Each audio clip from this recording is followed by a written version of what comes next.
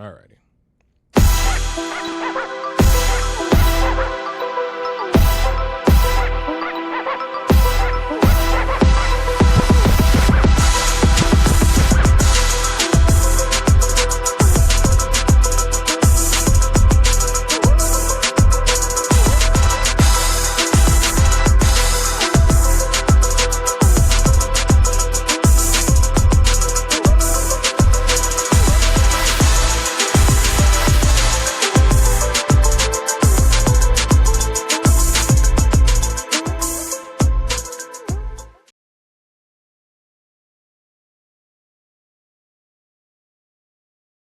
Welcome to Beyond the Game, More Stories, the podcast where we explore the lessons sports teach us about life, leadership, adversity, and growth long after the final whistle blows. I'm your host, Dwayne Lightfoot Jr. On this show, we sit down with athletes, coaches, parents, and leaders just to have real conversations about the moments that shape us, the challenges we experience, the victories, the big ones, the small ones, the setbacks, and the experiences that stay with us long after the scoreboard goes dark. All right, well, let's jump into today's episode of Beyond the Game, More Stories. Today's guest is someone whose entire life has been shaped by the game of basketball, from growing up in a small Indiana town to playing at the Division I level to building a career as a coach across some of the most respected programs in the country. Growing up in a basketball-rich state of Indiana, his passion for the game led him to Butler University, where he became one of the Bulldogs' top shooters. As a senior, he earned team MVP honors, helped lead Butler to consecutive NCAA tournament appearances, and was named to the All-MCC tournament team as he finished his career among the program's all-time leading three-point field goal and free throw percentage shooters. Additionally, he was named Academic All-District as well.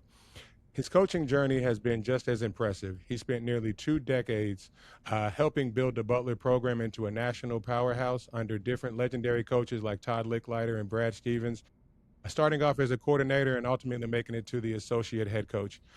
From there, his journey took him to the head coach of the University of South Alabama before continuing coaching stops at the University of Evansville, Xavier, and returning to his home state as associate head coach at Indiana State after helping the Sycamores reach one of the greatest seasons in program history. He was then named as the program's head coach in 2024. Today, we'll discuss his journey from player to coach, the lessons he learned from some of the greatest leaders of the game, and how the definition of success has evolved over the years, and why building cultures rooted in character and accountabilities matter far more than wins and losses alone.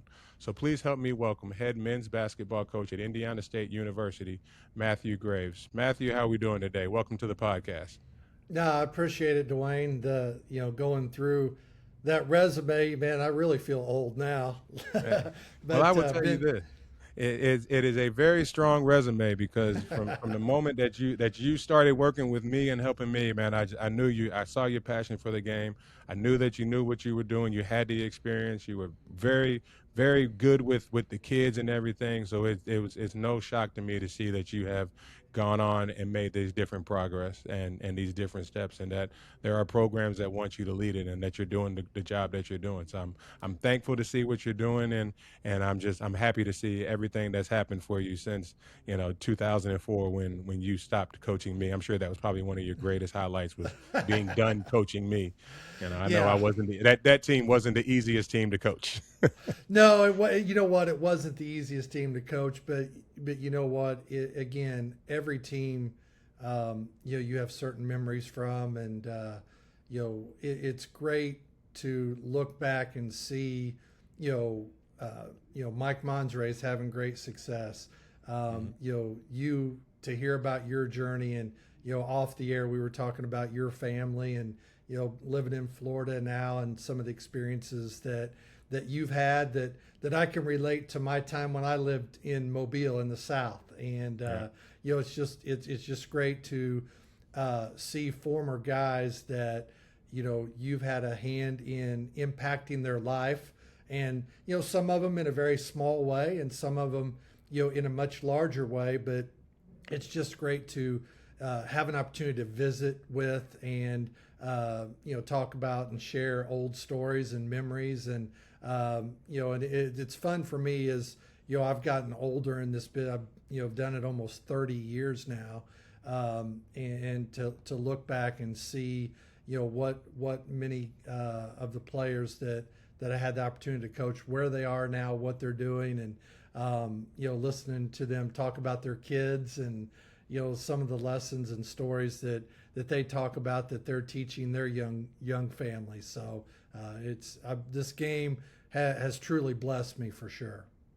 Yeah, no, and again, I don't know if I know, and we said in that locker room after we lost to UIC, I know I said it, but I want to say it here again, put it on record. I really appreciate everything that you helped me with my last few years, because I know, especially that last year was a tough one, coming off of the Sweet 16 and then turning around and having the struggle year that we did. You guys, still trusted people like me, Mons, Nick, and Reynolds to be the leaders of that program, and the frustrations that some of us dealt with. You guys were there for us. So again, if I never said it, if I never said enough, but man, I appreciate everything that you did for me during that time, and it's just, I'm really grateful and honored that we had that experience, and those are some memories that will live with me forever.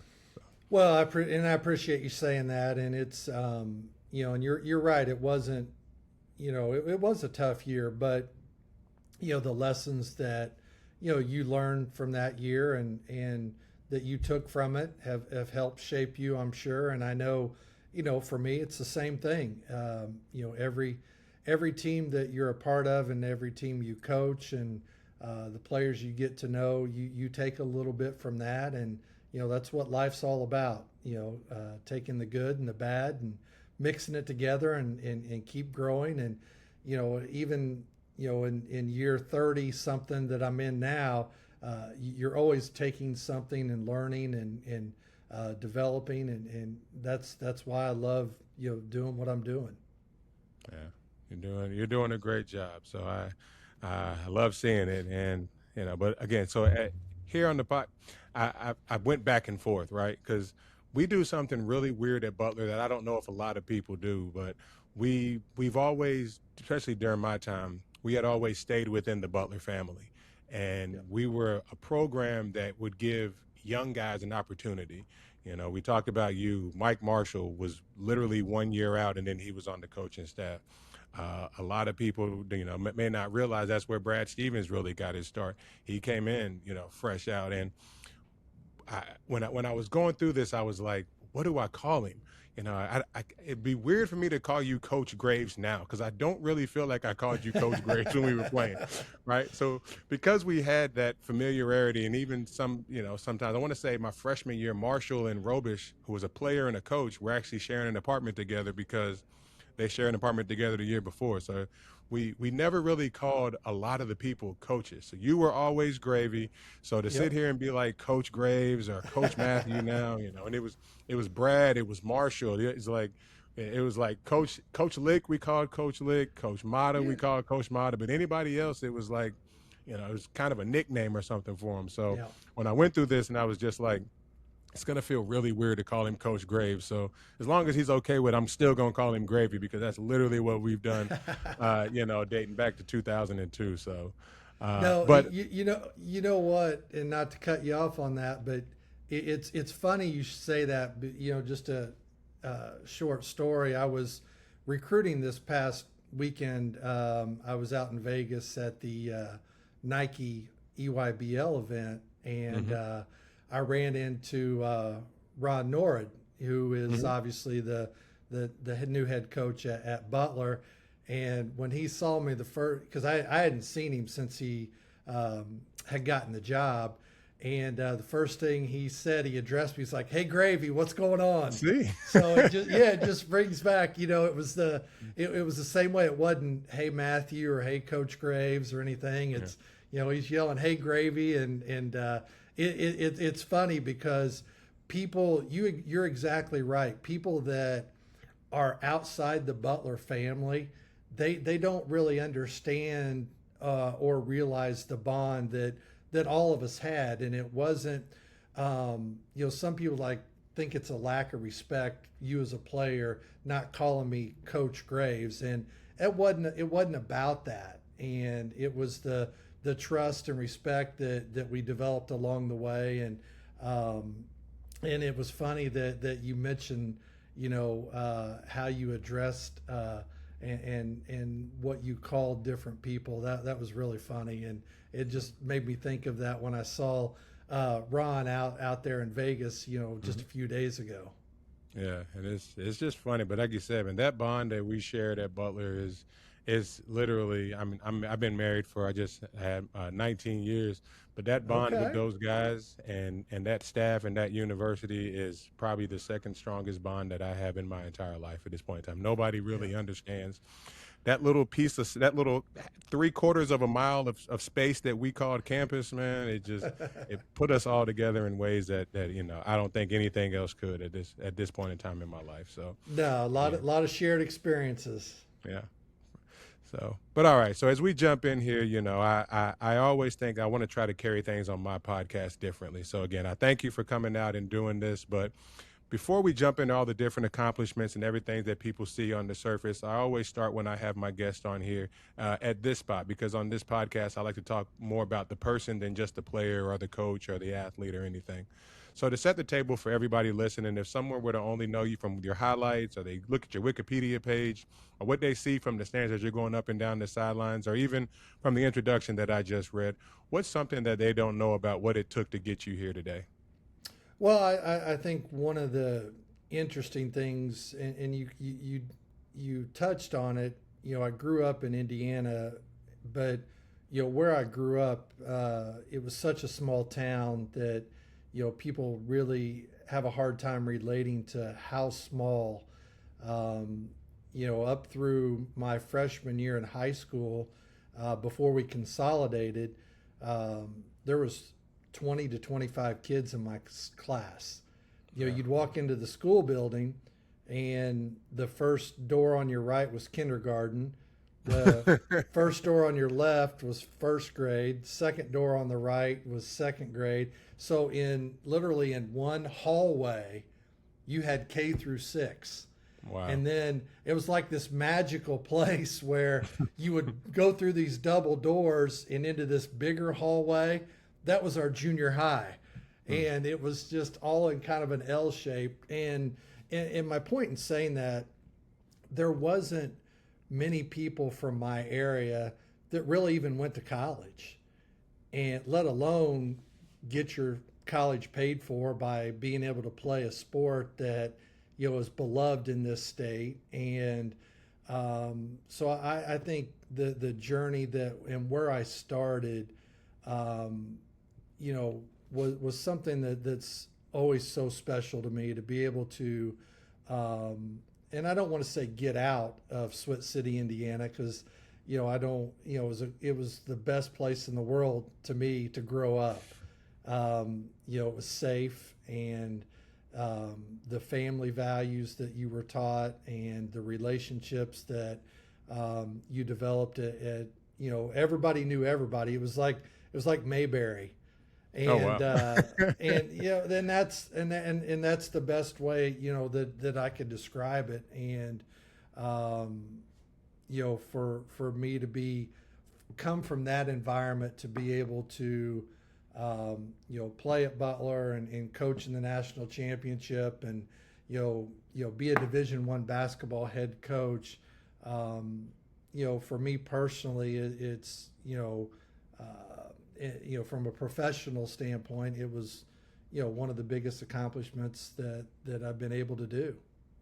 Yeah, the word that comes to mind is opportunity. You had that opportunity and you took it and you seized it and ran with it, and that's where you got to now. And you talked about being able to coach in the national championship game. I still have my shirt, my very first Final Four I button love shirt. it. I love I it. wore it Yeah. just for you today. So I've Yep. still got some of those Sweet 16 shirts, but this one was special because one thing that I always say is we talked about just the special bond we had, but I always maintain that my team was was the first team to go to the Sweet 16. My freshman year, I want to say we were the first team to win an NCAA tournament game. We beat Wake Forest that year. Yep. But I always, especially when I talk with some of my other teammates or some of the guys that come after me, we always say that we never would have been able to do the things that the Butler program has achieved without those guys like you that came before us. So I always mention you, Marshall, Casey, TJ, Roth, like all of those guys that came before us, as people that actually built the Butler way and those pillars. Uh, so again, that's very important to you'll hear that from every player that came through. We know all those names of guys that came before us, but kind of take me back to your recruitment journey and tell me why Butler, because this was before the quote unquote Butler way was kind of a national thing. So talk to me about when you first stepped on campus. Did you ever what first made you choose Butler? But then as you first stepped on campus, did you ever envision that the work that you were gonna put in was gonna help lead that program to where it is now?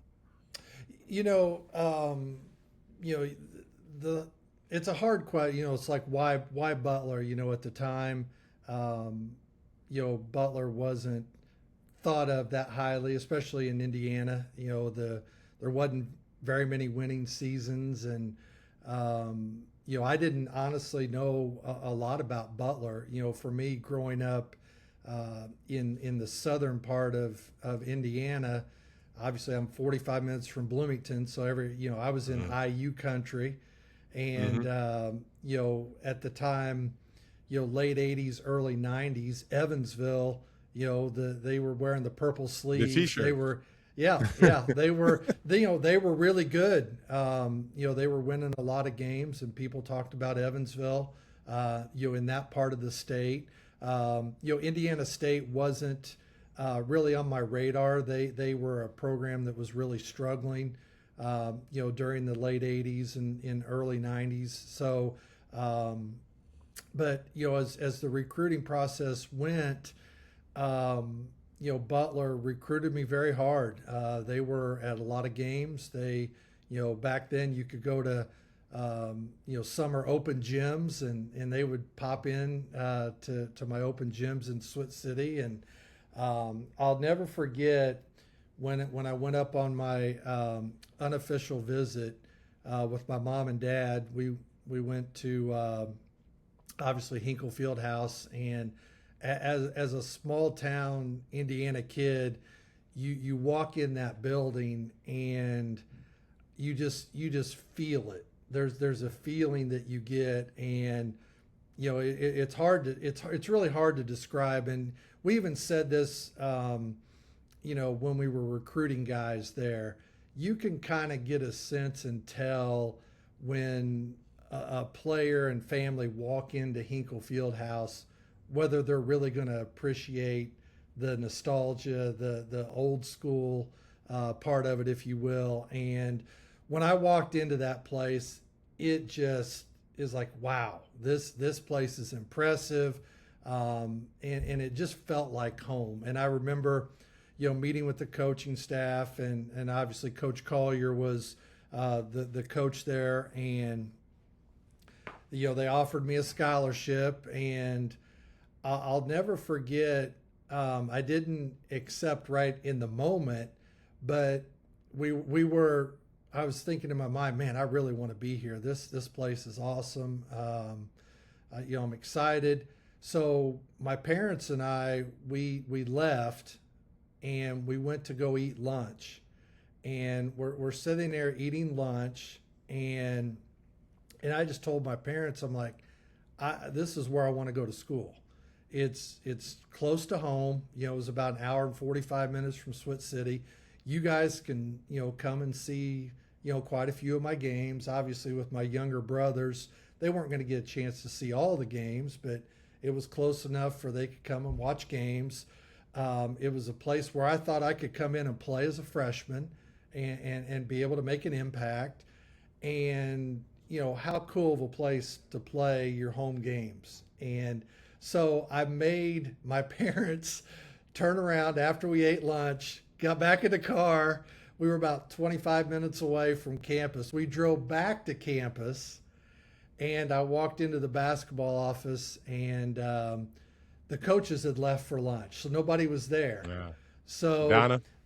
so it was Donna wasn't there till a year later. Okay. So another lady was the secretary, and I feel bad because I'm blanking on her name, but So she's like, they'll be back in 20 or 30 minutes. She gave me a basketball. And my parents, so I went out and I was shooting around out on the floor at Hinkle. And, the coach, the staff, they came back and, at first they were like, well, what's going on here? And, I said, hey, I love this place. This is where I can see myself grow and develop and really get, better as not only a basketball player, but really have a great student athlete experience. It was a smaller campus, which did appeal to me. I committed, there. It was in July, and they say the rest is history on that. Yeah. Yeah, and I tell you, like as being a Kentucky kid, you talk about the lore of Indiana sports, and you know, I had no idea about Hinkle Fieldhouse and I'm one of the weird ones. I actually committed before I even stepped foot on campus. Really, I did not never know been on campus. that. Yeah. Wow. No. Okay. Jim Price and Thad Yeah. Mata were the ones that recruited me. I got the phone. Like you said, Jim came to, Coach Price came to some games, but Coach Mata came to some open gyms. Yeah. And then he offered me, gave me, a little bit of time to think about it. Like, I didn't commit right away, but mine was over the phone. And when he offered it, I thought about it, and I was just like, it's Division I, like you said. It's a school Yeah. that I feel like I can play at. I remember seeing him on the news on ESPN a few months earlier doing the cartwheels after the game on the Yeah. top 10. But like you said, Butler just wasn't known back then, even as Yeah. I came through in 2000, because I'll never forget the very first time that I found out Butler was interested in me. I was walking through the gym at my high school, and my coach at the time comes up to me and he's like, hey, Butler's interested in you, and would you mind if I gave him your parents' number to call him? And again, I'm from Louisville, Kentucky. There is a local high school called Butler High School. Yeah. And I Oh yeah. thought that my Yeah. coach was trying to get rid of me. I'm his leading scorer, leading rebounder, and I'm like, Yeah. Butler, like you're trying. And then he had told me that it was a college, and I was Yeah. like, oh, okay, that was huge for me. But you just talk about the nostalgia and everything, and I may be the weird one, and I don't like the renovations that they've done there because I feel like it kind of lost some of Right. that. It You know, did. I I think it you did too. you start having benches up the top. No, those need to be those hardwood seats. Yeah. We don't need air conditioning. We need the sun to shine through Yeah. at first half of our opponent's games. Like, and again, I know the building is 120 something years old and it needs it. But like you said, when you walk in there, you just feel it. And again, being a kid from Kentucky, even I felt it. Those Yeah. rafters, all the metal, you go through gate one and see it. It's just, it is something very, very special that, I recommend everybody, especially in the Midwest, go through and just kind of be in that facility. The renovations they made, they're beautiful. But They just are. if you have video of early 2000s, 90s, what Hinkle, just that iron building, sending visitors down by the laundry room with John Hine. They have to go all Yep. the way Down the down there to ramp. lift Get down weights. that ramp. Yeah, walk about a mile before the game starts. Yeah, yeah, absolutely. Yeah, But like you say though, and you felt it, and yeah, it's always, it's amazing. It wasn't perfect, but we would always joke as a coaching staff, that you could almost tell if a kid was going to commit or not hmm based on their reaction to walking through Hinkle Fieldhouse. yeah, And some kids appreciated it and others didn't, and that's fine. It's, again, as we both lived it, as former players. It's not for everybody, it is not. and that's okay. That's absolutely okay. But yeah, that just, I look back, 5 years. I was a player for 5 years because my sophomore year I was a medical redshirt. I tore up my knee, but 5 years as a player, and then 12 more years on the coaching staff. I look back and for 17 years I had a key to Hinkle Fieldhouse. I had a key. And Yeah, that's one of the coolest things that I'm able to tell people that, I could go in that building anytime I wanted, so Yeah. that was definitely, one of the many highlights that I've been very fortunate to have in my career in basketball. And I think a lot of people, and this could just be me being down in Florida and we just don't have access to gyms, but to just be able to just walk into a gym and be able to put up shots as a player, I think I didn't understand just how beneficial that could have been, Yeah. and to be able to get in there and do it, so like I said, it's a very special place, and just kind of seeing everywhere that it's gone to now. But I think you, like I said, as one of the main pillars of the Butler way that's kind of taken it to where it is. You also have a unique story and tie to Butler University, and family is often one of the very first foundations we get. It kind of Hmm. shapes who we are and how we move through life. But you made that decision to go to Butler, and it didn't just impact your own journey. It also helped create a path for your two younger brothers to be able to follow and achieve their goal of playing college basketball. When did you realize that choices that you were making could potentially open the doors for Andrew and AJ to be able to come there? And what does the legacy mean? That's probably saying the Graves brothers are the best family members to ever play at Butler.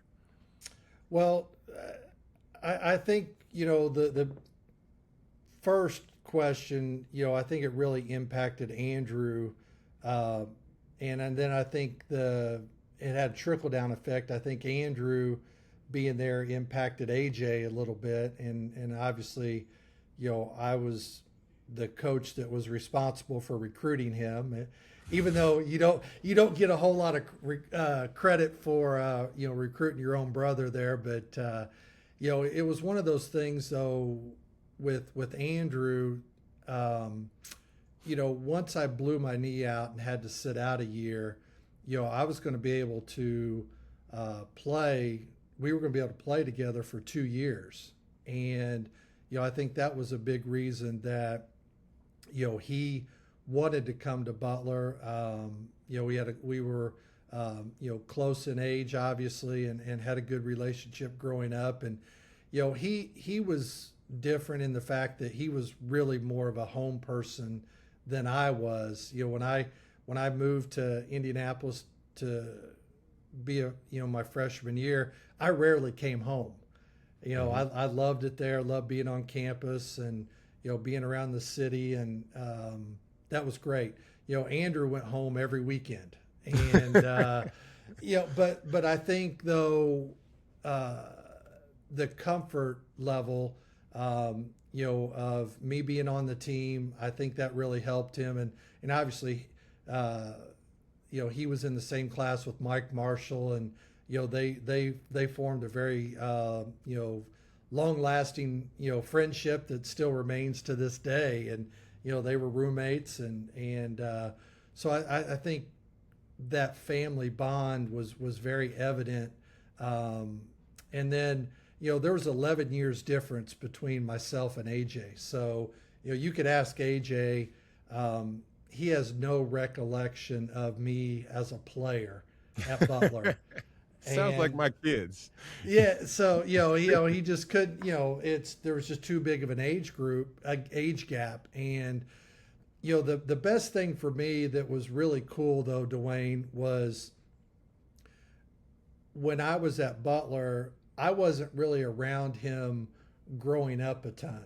Hmm. I was when I went to Butler, he was 6, 7 years old, and so I didn't see very many of his little bitty ball games, or I didn't get to watch him play in his junior high games, and so when I was coaching at Butler and when it came time to start to recruit him, it was a lot of fun getting a chance to go see him play a little bit more, and then having the opportunity to actually coach him and really kind of get back those 4 years, of missing all that growth and development he had as a young kid. That's one of the things that I cherish so much.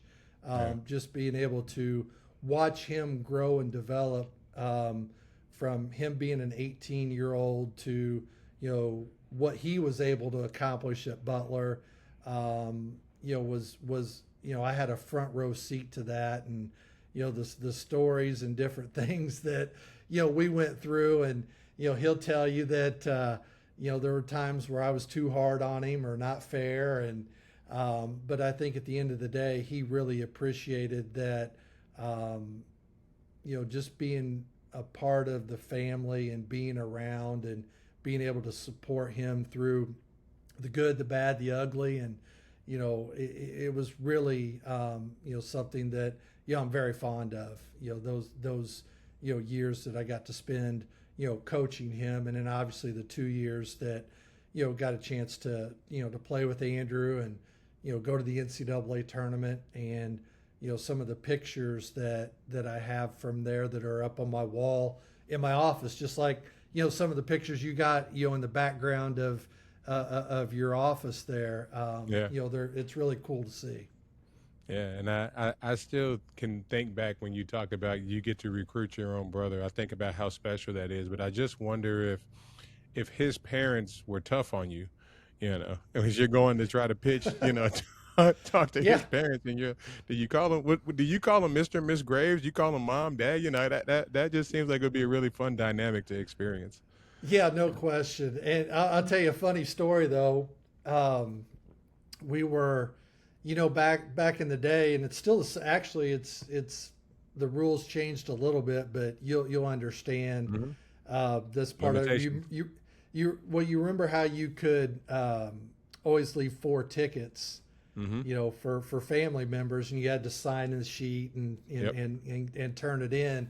Well, there we were at shoot around, and we were getting to ready to play. I think we were getting ready to play Detroit, and he was he wasn't locked in and just not doing what he was supposed to. And I remember absolutely just ripping him and just yelling at him and trying to get him going a little bit. And I remember walking back to my office after shoot around, and I get to my computer, and there's a post-it note on my computer that says, "You better leave tickets for mom and dad because I'm not."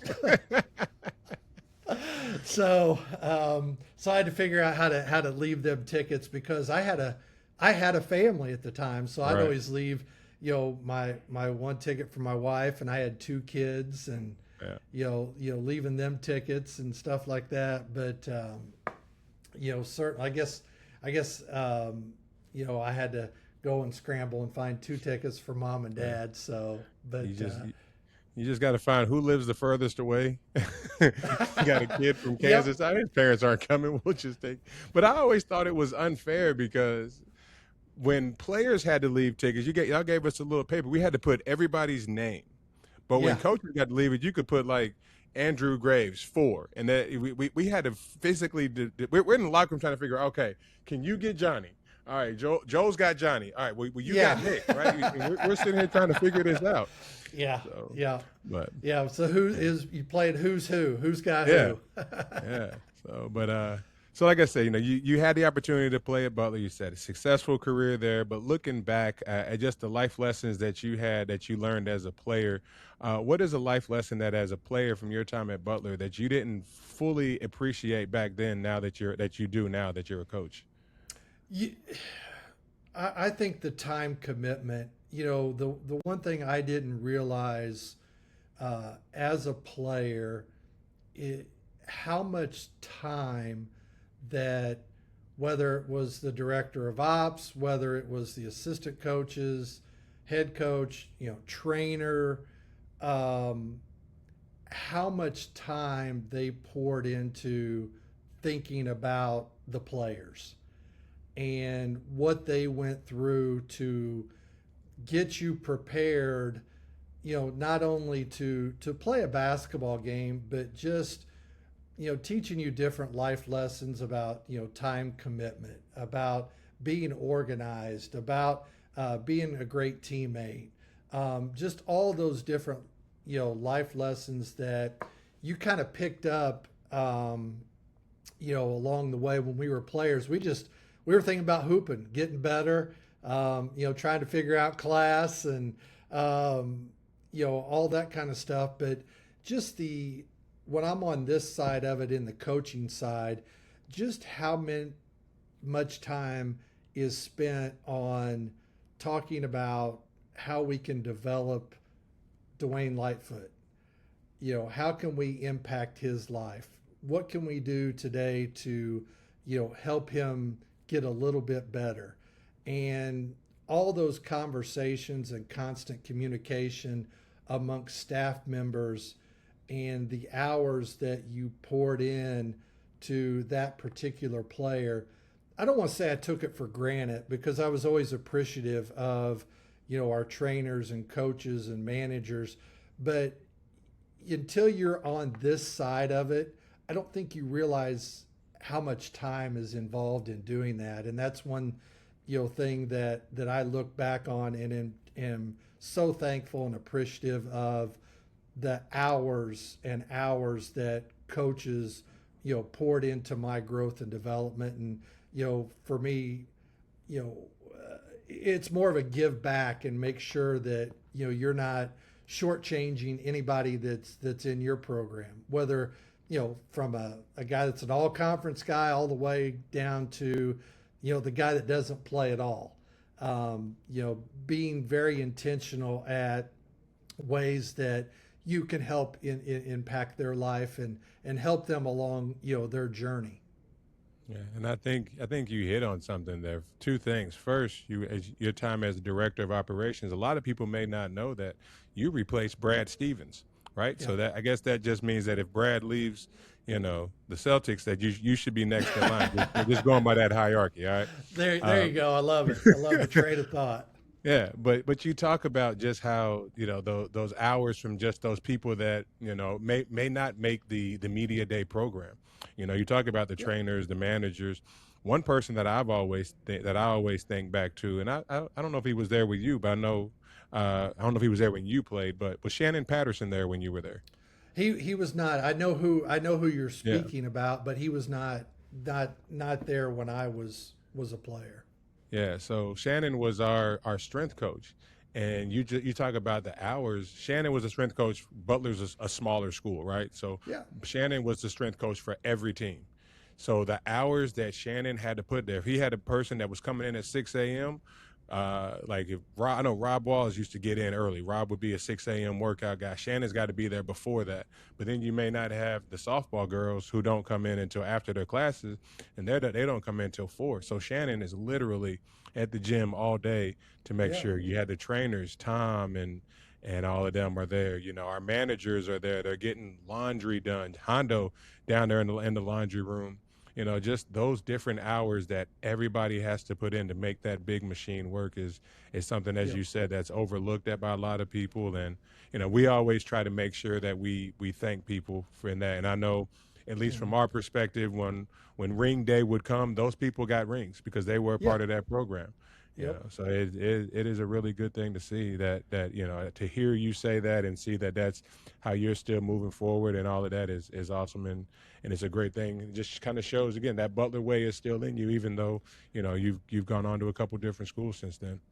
Yeah. There's no question. We talk about, it's kind of the idea of servant leadership, Hmm. and you want to, me personally, I'm trying to, impact as many lives as I can. And again, it's not just the players. It's, we got two great GAs, and when they graduate in another year, hopefully the 2 years that they were around this program, it's going to help them along in their journey. Or, we just had a young man that graduated. I'd been around him for 4 years as a manager, and actually recruited him to be a manager here. And um, it was one of those deals where we talk about it. I saw him. I was going to a 6 a.m. open gym to Hmm. watch a couple kids, and the coach came up to me, and it was a coach that I'd hired to work Butler basketball camps back in the Hmm. day. So Yeah. he went through that same pain and suffering that we did, for Yeah. 4 weeks in the summer with Four no air weeks out in that hot conditioning sun. and about 240 kids. But he said, "Hey, I've got a manager that is an absolute machine, and he is awesome, and he's excited, he's scared, he doesn't know what he wants to do next." And so I met him and invited him down to Indiana State, and I didn't know if he'd take me up on the offer or not. And about 2 weeks later, he sent me a text, and he came down with his mom, and we talked, and he went around campus, and he wanted to be a manager here, and he was with us, for 4 years. Graduated last year, and he's got his student teaching to do this fall, but he's going to be on a coaching staff. And he was so excited to text me a couple weeks ago about getting the job. And those are the stories and things. I know we'll talk about it later, but those aren't wins and losses. Those are life lessons and life experiences that, sure, we're paid, as a coach, I'm paid and I get to keep my job because we win. Mm-hmm. And that's part of it. And I understand that. And that's fine. But, to get a text message from a student manager that was here for 4 years, and the hours and time and investment and everything that he put into it, for him to text and say, "Thank you. I got on the coaching staff at this high school that I wanted to be at." That just brings such great joy to me. And it's like you won a championship in that moment. And that's why, you get into this profession to, impact people's lives. And that's that still brings me a lot of great joy. And it's why I still, love doing what I'm doing. Yeah, and I've talked with several coaches through being able to do this podcast, and that's one thing they say is that is one of the biggest factors in how they view success at this point in their career. They're no longer the young guy.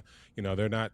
It's not, like you said, it's not just about the wins. It's about changing lives. So you get that opportunity to be able to change somebody's life, get them an education, give them an opportunity that they may not have had. And now, what are they doing with their life now? And again, the fact that you had that big of an impact in somebody's life, that they're reaching out to you afterwards to say, "Hey, coach, I appreciate the opportunity you gave me. It led me down this path, and now I'm able to do this." That sometimes can replace that Gordon Hayward. No, that's not going to replace the Gordon Hayward shot. No. You got to rewind history. That thing needed to bank right in. But no doubt about it. Yeah, but again, like I said, so that success is what you guys are in it for, in the long run. Yep. So, but like I said, you've been able to do this at a high level. But as you're building your programs now, you've been at South Alabama as the head coach. Now you're here as the head coach. What are some of the most important lessons that you feel your players need to have as you work to build the culture of your programs? Well, I think and the sign was up in the locker room forever, and we talk about, we don't have this in a sign in our locker room here, but these guys have heard me say this a million times. Great teams have great teammates, and that's a big theme in our program. About treating people the right way, about finding joy in others' success. Those things are multipliers, and when you truly have joy in someone's success, you're going to be successful as well. And you may not see it in the moment, or it may not feel like it in the moment, but it pays dividends. And that's a big talking point that obviously, you've heard that phrase, probably a million times. Yes. And it rings true, though, in so many avenues. It's just not in sports. It's in business, it's in education.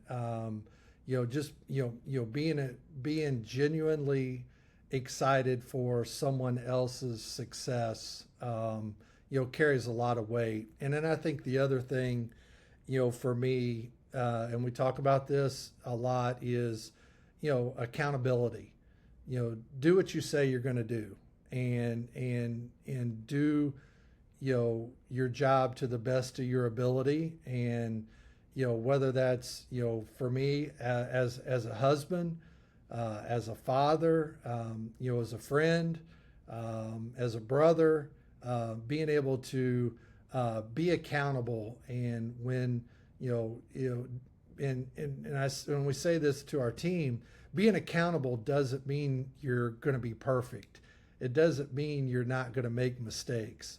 But at the end of the day, you're doing everything within your power to do your job to the best of your ability.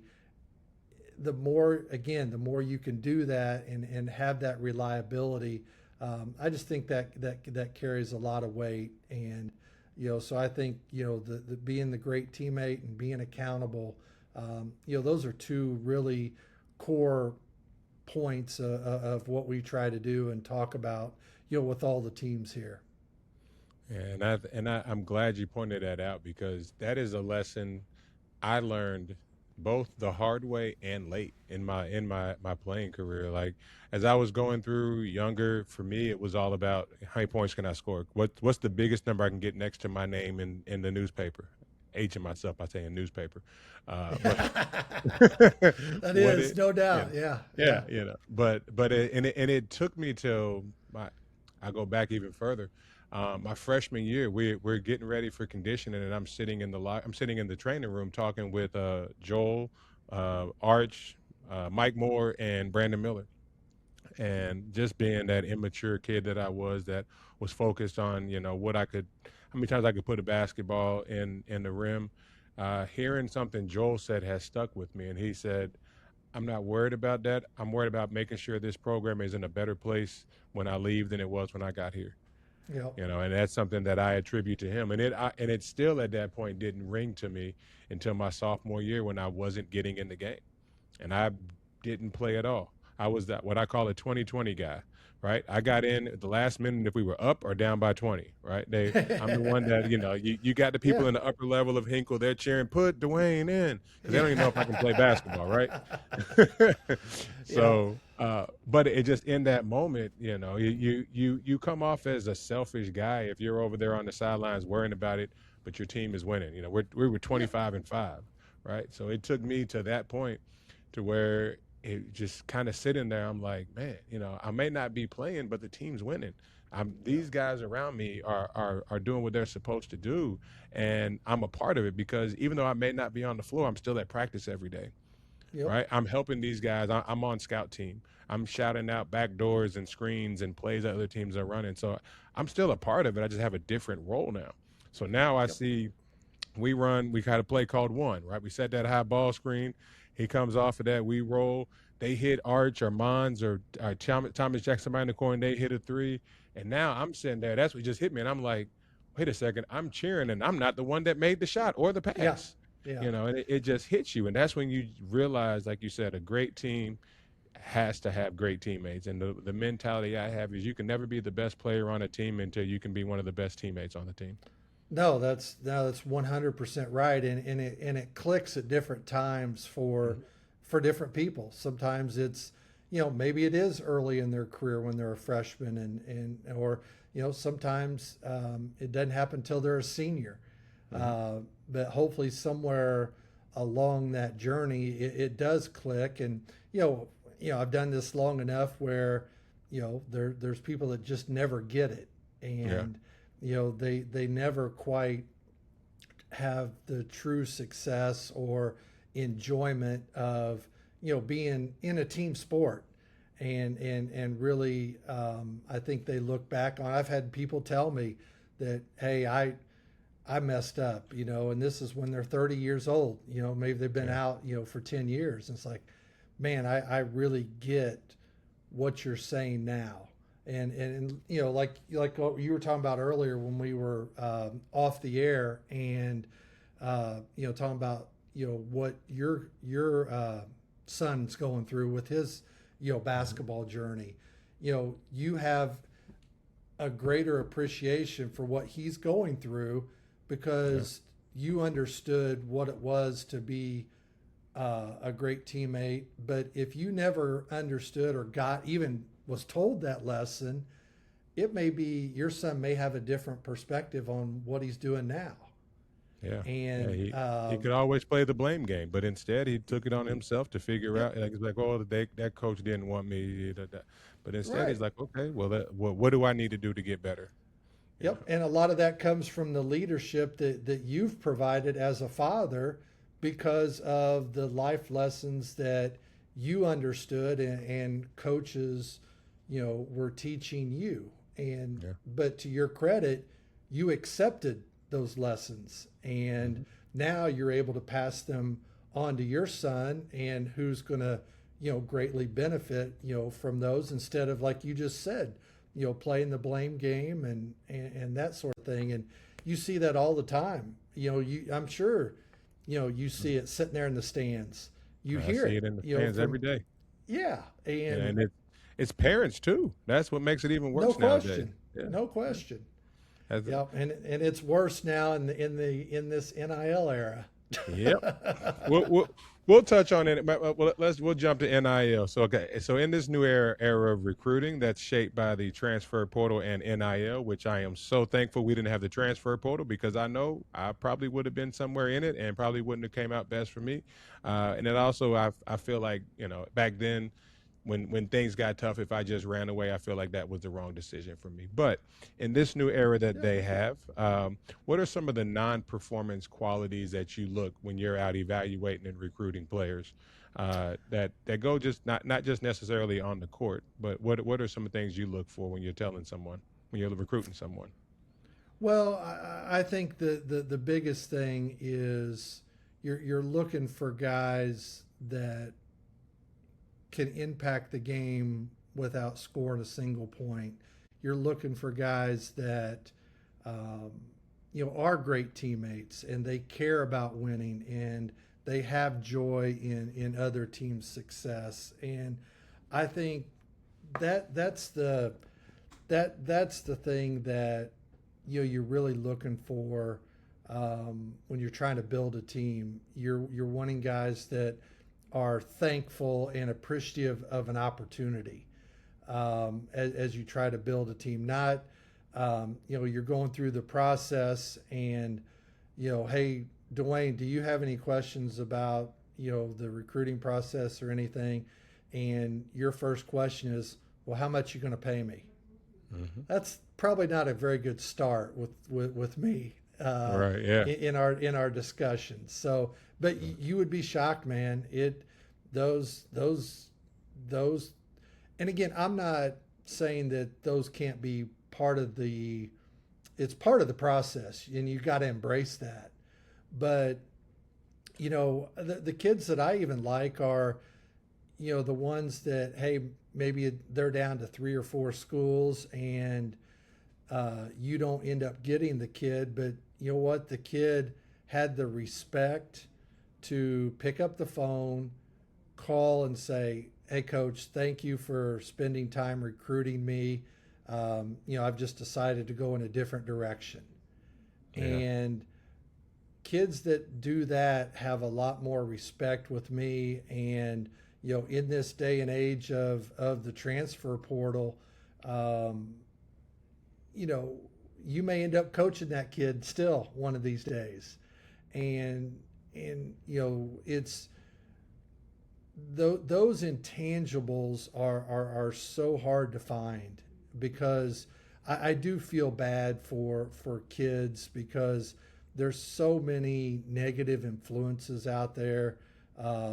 Whether it's agents, coaches, parents, that it ends up it's too easy for them to run away and not Hmm. fight through adversity, or they get sucked in by the financial piece of it.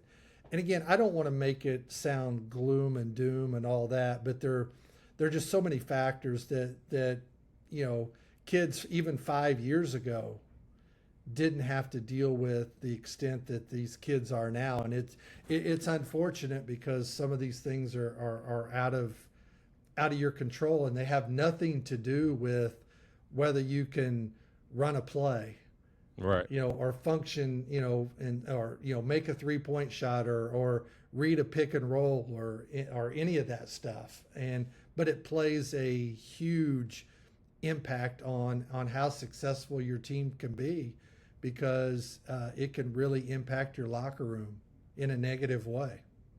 Yeah, and I think you bring up a very valid point when you talk about having to meet with a kid, and one of the first things that they say is, "Well, how much are you going to pay me?"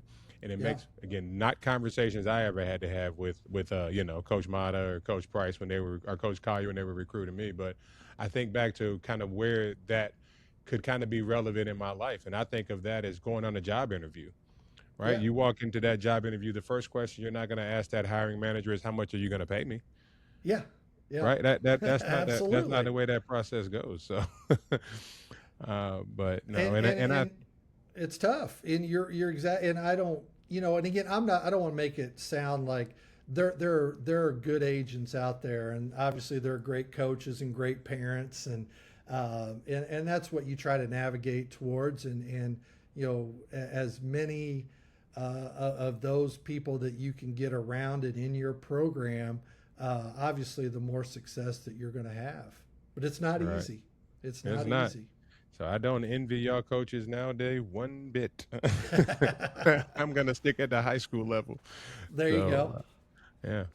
So alrighty. So I want to talk about, like I said, I've got my shirt on, but I'm sure Yep. your rings are much more shinier than just the little ones I had. But you had the opportunity to coach not only at your alma mater, but you were on the bench for the national championship games, for both of them. And you were kind of going through that, experiencing that level of pressure and preparation firsthand.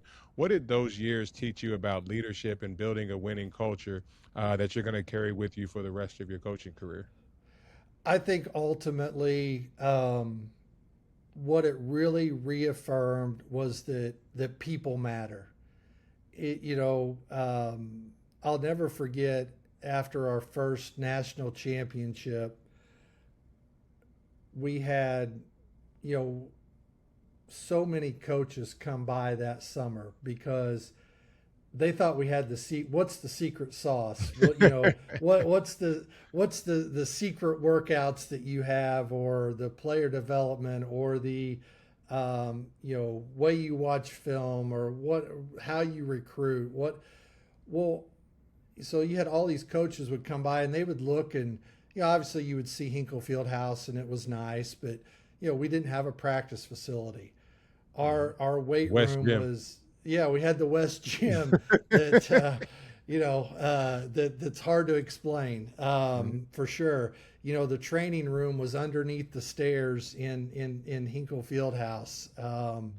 The weight room wasn't anything to write home about. Had a nice view to the The blue woods and track. track. Yeah, the blue track back Yeah. there.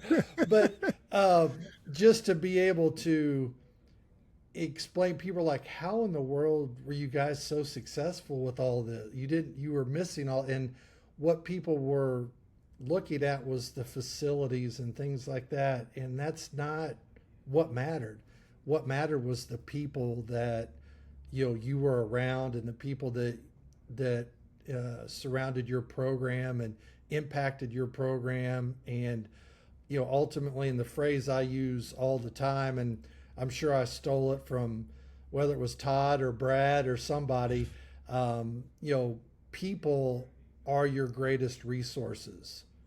Yes, you need some financial backing and different things like that, and a somewhat of a decent budget to do things. But and that stuff's important, but the most important thing in your program is the people that are in your program and surround your program, and that's your greatest resource. And that's the thing that I'll always take from those teams at Butler, and those teams that went to the national championship game.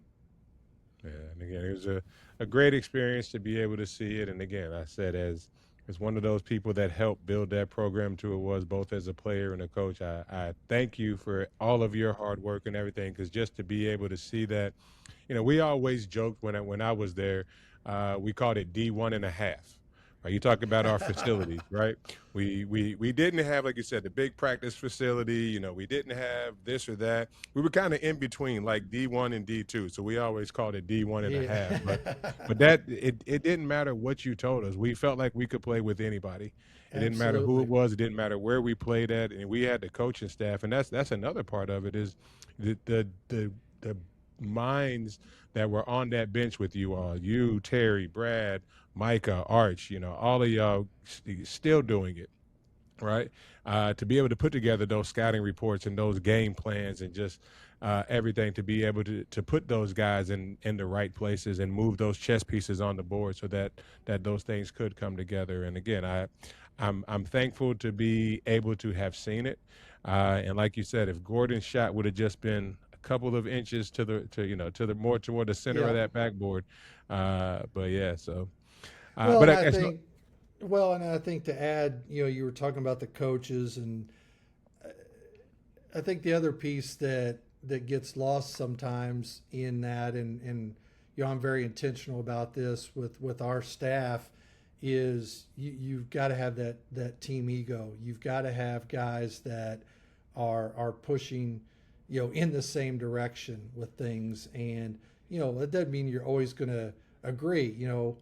Brad and I, or Micah or Terry, we didn't always agree on things, but when we were around you guys and the players, and we were a united front, and we were Yeah, about what was best for Butler. And there's a lot of different ways to win basketball games, and build a culture and things like that. But I think that's the other thing that was so unique about Butler, is the way everybody was always pushing in the right direction.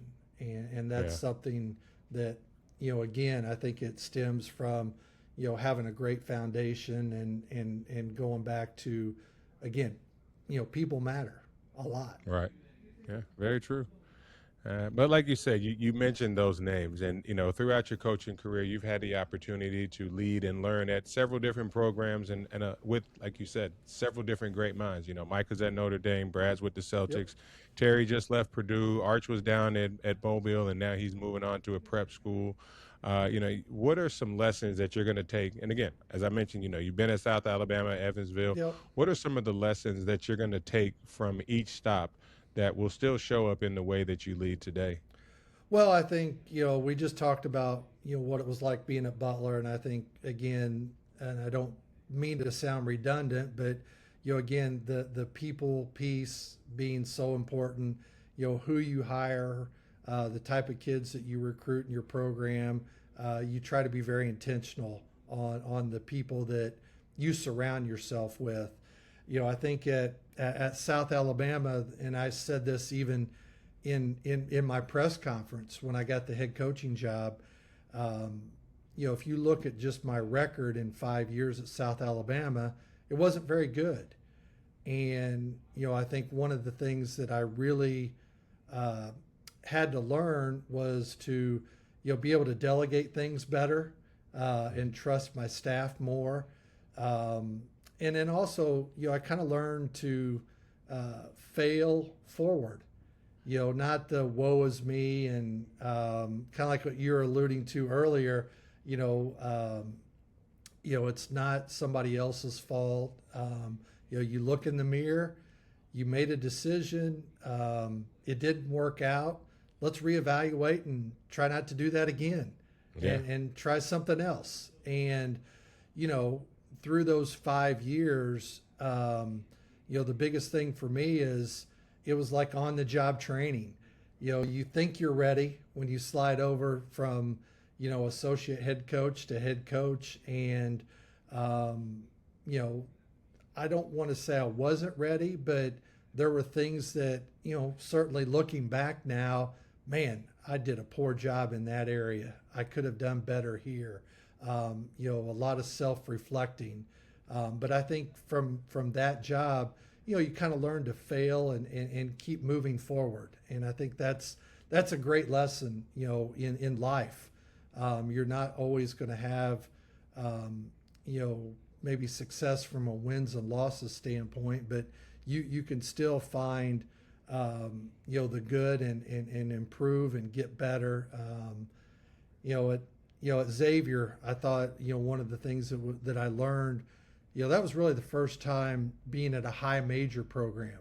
Mm-hmm. Being in the Big East. When I was at Butler, we were still in the Horizon League, Yep. and so it was different. But being at Xavier, really having an appreciation for the differences between high major, mid major, low major. Being thankful for what you have and how you have to operate and your means that you have to operate within. It's just I think there gave me just a different perspective, from A to Z on how things can operate and maybe different ways at a different lens of looking through a program.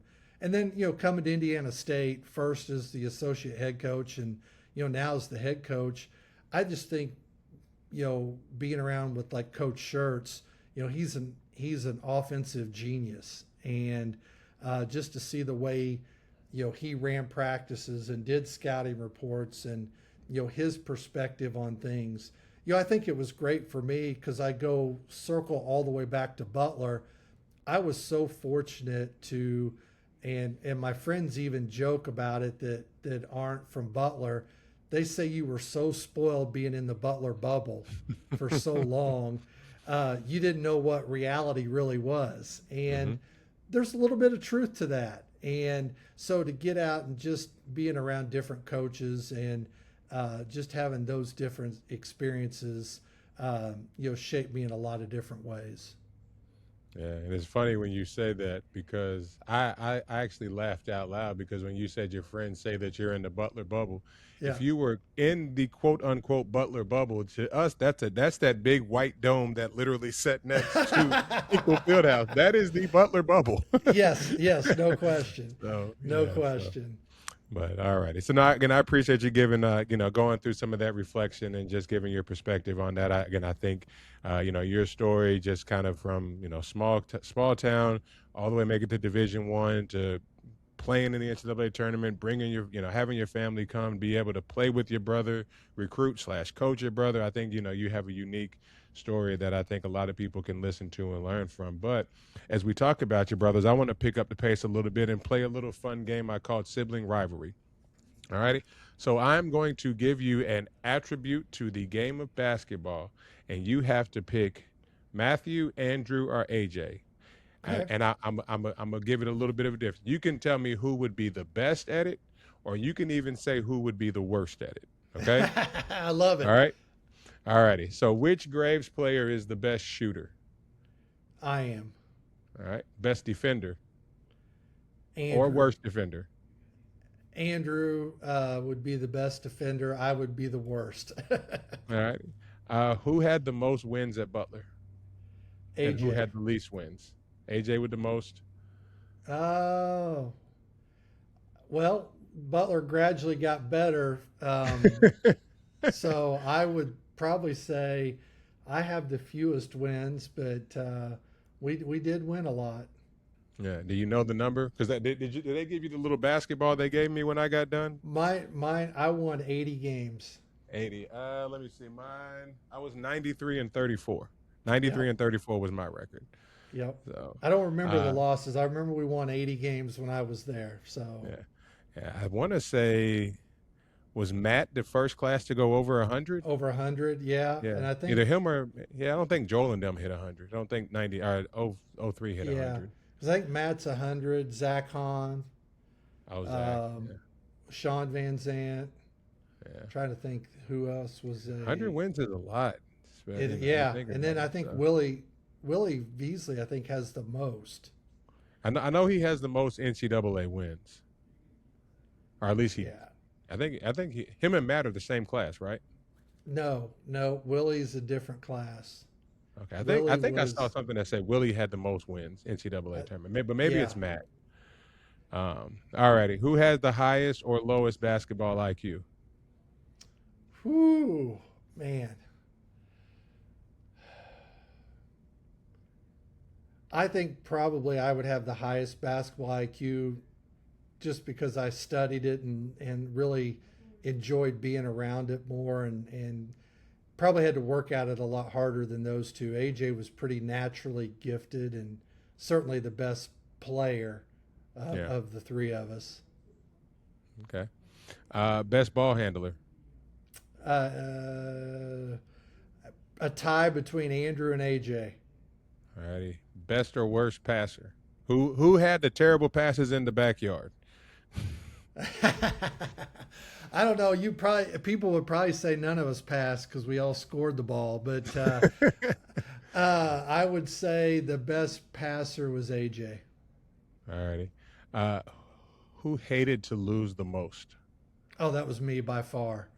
All right. By far. I mean, in the backyard when we would play, AJ was too young, but I would always play Andrew. And then what? Some people forget this.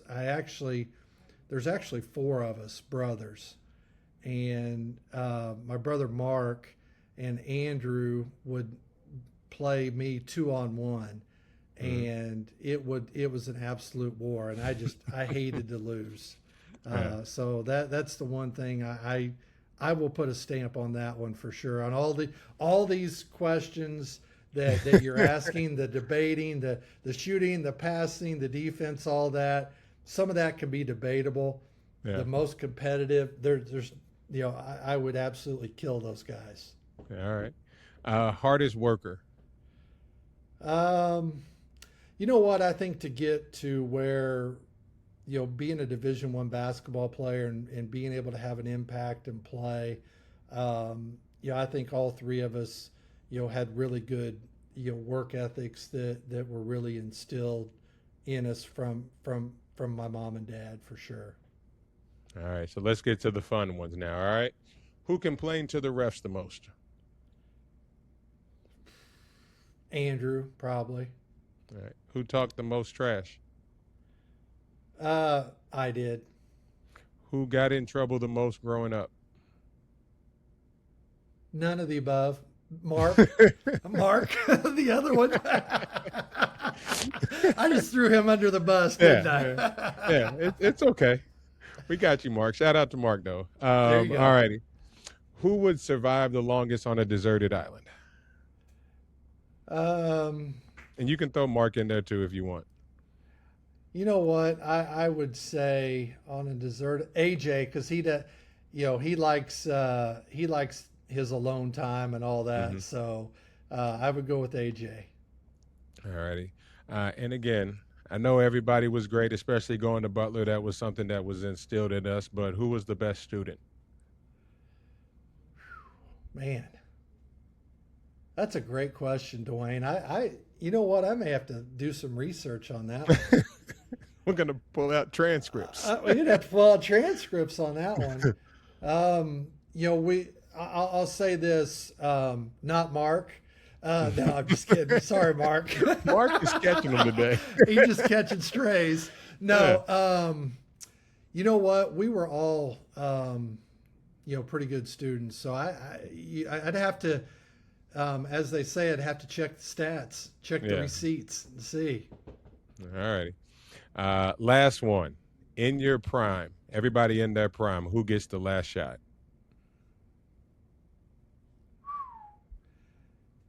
Man, that's a tough Or one. who's definitely not getting the ball? Probably AJ because he's the baby. No.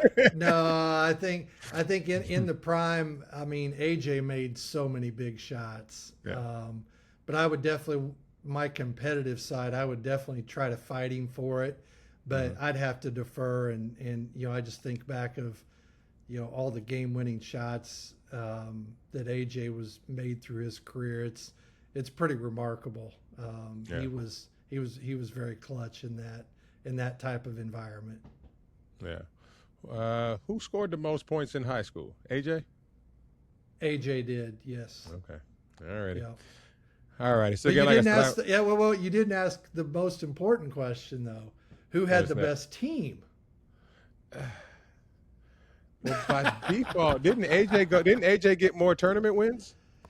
I no, he would not. He would not have had more tournament wins. We had a 3-year run that we were pretty good. My high school teams were really Oh, good. you're talking high school. Okay, I thought you meant college. Sorry. Yeah. Yeah, yeah, Yeah. Yeah. yeah. Yeah. But I think best his teams were pretty good though. Yeah. In at Butler though, you're there's no question about that. Yeah. Yeah. No, they again after we had I came out 04, 05 was a little bit of a struggle. 06, 07 they went back to the Sweet 16. Coach Lick left. Brad took over. AJ came in what 08? What year did AJ come in? That he was there 04 to 08. He came in right after me. Yep, right after Oh you. man, why Yeah. couldn't he have been 1 year older? That would have solved so many problems that I had. He just 1 year older. Yep. Because Yep.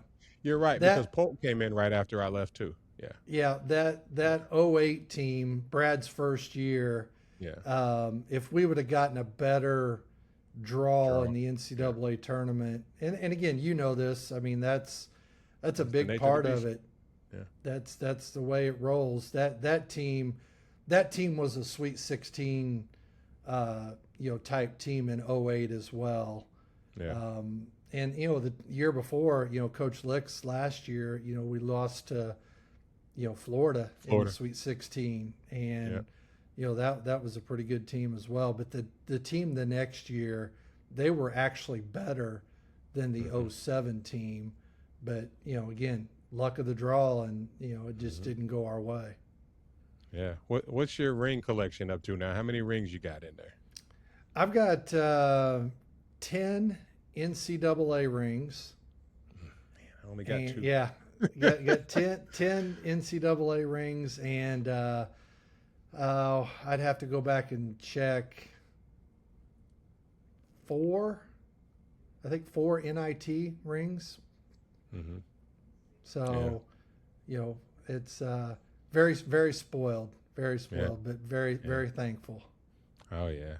So, but you talk about thankful, yeah, like I said, I'm able to do this project because I got some really great sponsors that I work with. And each episode, it is dedicated to one specific sponsor. And this episode is proudly sponsored by UA Rise Flag Football of Central Florida. Rise Flag Football is helping grow the game by giving young athletes a place to learn, compete, and develop their skills in a fun, structured, and competitive environment. As part of the National Rise Flag Football program, the league focuses on teaching the fundamentals of the game while emphasizing teamwork, leadership, and sportsmanship. For many young athletes, Rise Flag football serves as an introduction to the sport, creating opportunities to build confidence, stay active, and learn life lessons that sports can teach us both on and off the field. So, whether your child is stepping onto the field for the very first time or looking to take their game to the next level, Rise Flag Football of Central Florida provides a supportive environment where athletes can grow, compete, and have fun. Leagues are available for multiple age groups, giving boys and girls the opportunity to experience the game, develop skills, and be part of a team.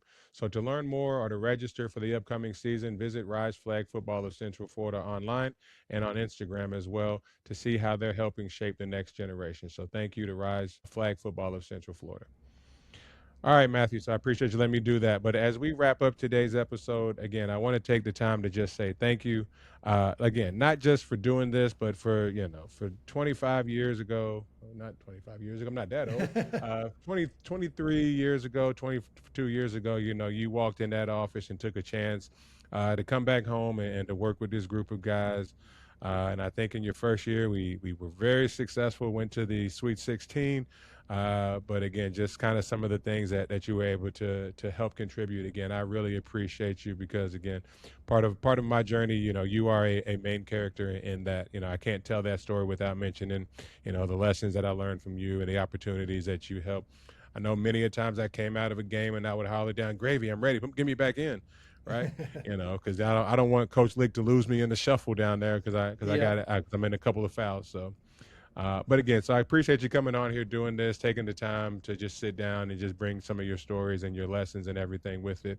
But before I close out, I did want to give you the opportunity to share with the audience anything you got going on, whether it's news about the upcoming season, season tickets, the Indiana State's Instagram. People can go out there and follow to just kind of grow and grow the support there.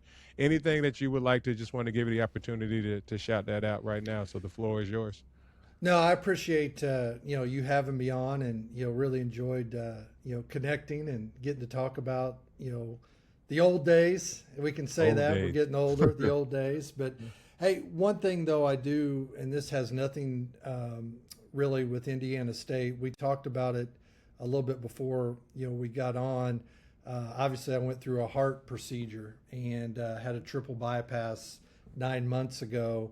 And one of the things I've been involved with here in town, and I'm embarrassed to say they've got me on a billboard, Dwayne. They've got for Union Hospital here, but it's basically the message though is going to get a heart scan and making sure everything's going well there. And I've gotten several emails and letters from people that have went and gotten a heart scan, and they found something wrong, and where they had to go back, and whether it's getting some medicine to help alleviate the problem, or go get a have to go get a stent, or even worse, what I had to go through and get a bypass. So the people out there, it's very non-invasive to go get a heart scan. It doesn't take more than 15-20 minutes, and it's something that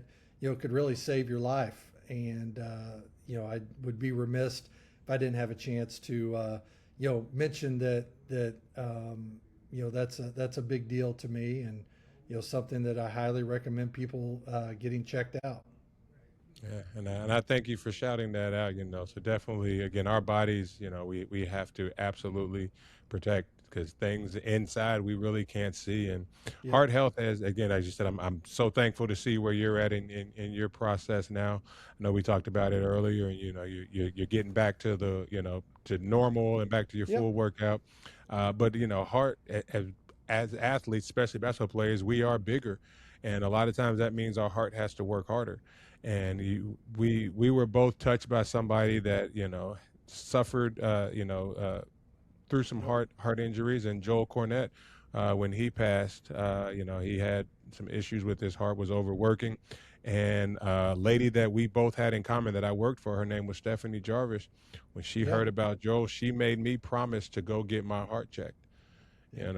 And because I shout out to Stephanie Jarvis. She's out in Yep. Arizona right now, but Absolutely. I did that because, again, at that point in time, it was unknown to me, not thinking about the fact of being, 6'5", 230 pounds, just kind of the impact that I am and effort that my heart is having to work at, especially exerting it with sports. So I truly appreciate you sharing that. And I back it up and recommend it because, again, that is kind of where we are at right now, and something that we all need to consider. But also shout out to Union. That sounds like you have an NIL deal with them since they've Yeah. got you on the billboard, right?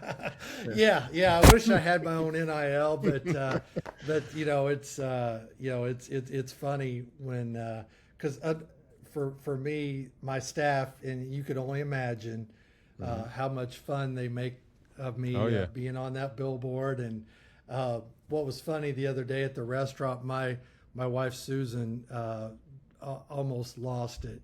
We're walking out of the restaurant, and usually you'll hear somebody say, "Hey, there's Coach Graves," or "Hey, that's the coach at Indiana State," and Hmm. you kind of get used to that. But we were walking out of the restaurant, and I overheard this lady say, "Hey, that's the guy on the billboard." And my wife, she lost it. Yeah. So that's the running joke now is I'm not the coach at Indiana State. I'm the guy on the Got you. billboard right now. Yeah. So, but You it's are a good. Yeah, celebrity. Yeah. hey, if a little bit of humor can be thrown my way, but it gets people to go check their heart out. Hey, I'm all Yeah. for it. Let's do it. Yeah. Sign me up. Yeah, very So true. So again, I appreciate you sharing that, And I know Susan was there with you and everything as you went through that, as well as I know, maybe I don't know. Much you throw Mark under the bus, maybe maybe Mark might not have been Yeah. been there, but so, but no, but again, I do say thank you, Matthew, Coach. You're going to be gravy to me forever. Gravy, You I know, know it. That's fine. I had to It's all stop good. myself. So, but so to everybody else out there listening, watching, I say thank you for spending a part of your day with us. Just kind of listening to us, kind of catch up here on Beyond the Game, More Stories. So if you enjoyed today's episode, or even if you just made it this far, we ask you give us a like and subscribe. That's how we continue to grow this, because we feel like we do have some important messages that we want to get out there to people. But we are everywhere that they deliver content. We're on Amazon, we're on Spotify, we're on Instagram, YouTube, Apple Podcasts. Anywhere they're delivering content, we're here out there trying to get it to you. So if you enjoyed it, please give us a like and subscribe. Or if you know somebody who either loves sports, if you think you heard something here that could be beneficial for somebody, or just somebody who likes podcasts, I ask you share this with them as well. I think that anybody could benefit from hearing these kind of stories and these lessons. For more information on Beyond the Game, More Stories, you can visit us online at www.btgms.com. Official merchandise, all our content, everything is on there as well. But as we get ready to close here again, I want to say thank you, Gravy. I appreciate you for doing this. I'll be watching the Sycamores this season. Got to be my number 2 team in the state right now. I still got to go with the home team. I Uh, understand. yeah, but again, if you happen to come down here, I will tell you this much: I I don't like flying anymore. I don't know if you were. I don't think you were on that flight that Butler had back that made ESPN. It might have been maybe 2018, but I don't like flying anymore. No. So if you guys are happen to be down within about a 3-4 hour drive of me, let me know. If you're down the way recruiting, Yep, absolutely. please come by. I'll do dinner or something, and maybe in about 4 or 5 years, I have maybe 3-4 years. I got somebody. If I can get him to about 6'6", I get my other one to be unguardable. I may have a couple recruits for you in a couple years. All right. There you go. Definitely come and check them out. All right. Thank you, Gravy. I appreciate you. You All take right, my care. man. Good catching up with you. All the Everybody else, thank best. you very much. Thank you. Everybody else, just remember, again, I'm your host, Dwayne Lifer Jr. Remember, the games may end, but the lessons will last a lifetime. So until next time, we'll see you beyond the game.